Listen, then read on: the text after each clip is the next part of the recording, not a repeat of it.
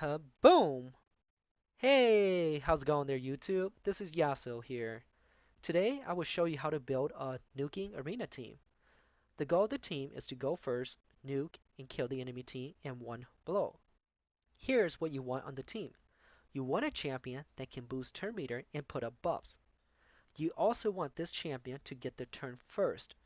By boosting your team's turn meter, it allows the rest of your team the chance to move before the enemy team does. To get this champion to move first, you want a lot of speed gears on this champion.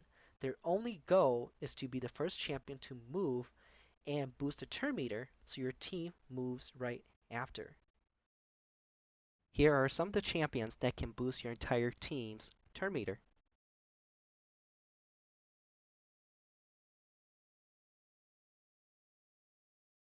Next, you want a buff stripper so that you can remove all buffs from the enemy team. This is useful because sometimes you'll get into a battle where the enemy team has a shield set on, and if you don't have that buff stripper, then you can't nuke the enemy team. Here are the champions that allow you to remove all the buffs from the enemy team. If you don't have a champion that can remove all the enemy's buff, then what you can do is bring in a second nuker. This way you have two nukers and you're nuking past that shield. After this, you want a champion that can put up a AoE defense down or weaken onto the enemy team. Here's a few champions that can put up an AoE defense down or weaken on the enemy team. Having a AoE defense down or weaken is very important. This sets up your nuker to nuke.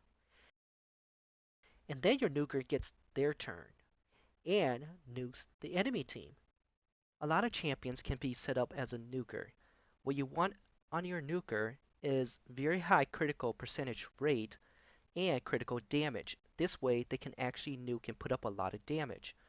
You also want your nuker to have skills that can attack all enemies. Here's an example so that you can see how a nuking rotation works.